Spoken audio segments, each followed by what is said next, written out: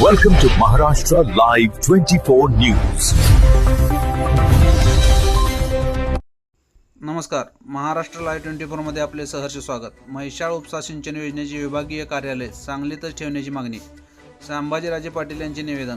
ताकारी म्हैसाळ उपसा सिंचन योजनेचे विभागीय कार्यालय सांगली येथून कवठेमंकाळ येथे स्थलांतरित करण्याच्या चर्चेच्या पार्श्वभूमीवर आज सांगली जिल्हा काँग्रेस कमिटीचे उपाध्यक्ष संभाजीराजे पाटील यांच्या वतीने संबंधित प्रशासनाकडे निवेदन सादर करण्यात आले. सदर कार्यालय स्थलांतर न करता ते सध्या ज्या ठिकाणी कार्यरत आहे त्याच ठिकाणी सुरू ठेवण्यात यावे अशी या मागणी निवेदनाद्वारे करण्यात आली.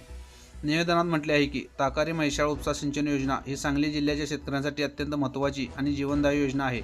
या योजनेअंतर्गत विविध प्रशासकीय, तांत्रिक व दैनिक कामकाजासाठी शेतकरी, लोकप्रतिनिधी व अधिकारी व कर्मचारी यांना विभागीय कार्यालयाशी सातत्याने संपर्क साधावा लागतो. सध्या सांगली येथे कार्यरत असलेले विभागीय कार्यालय जिल्ह्याच्या मध्यवर्ती ठिकाणी असून सर्व घटकांसाठी ते सहज उपलब्ध व सोयीचे ठरत आहे. मात्र हे कार्यालय कवठेमंकाळ येथे स्थलांतरित होणार असल्याची चर्चा सुरू असून त्यामुळे जिल्ह्यातील विविध भागातील शेतकरी व नागरिकांना मोठ्या प्रमाणात गैरसोयींना सामोरे जावे लागू शकते.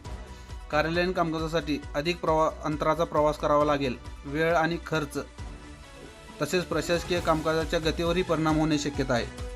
संभाजीराजे पाटील यांनी प्रशासनाला दिलेल्या निवेदनात सांगली येथील कार्यालयाची भौगोलिक व प्रशासकीय उपयुक्तता लक्षात घेऊन कोणत्याही प्रकारचे स्थलांतर करण्याचा निर्णय घेऊ नये अशी मागणी केली आहे. तसेच शेतकरी हिताचा विचार करून विभागीय कार्यालयाचे कामकाज पूर्ववत सांगली येथे सुरू ठेवावे अशी ही अपेक्षा येथे व्यक्त करण्यात आली आहे.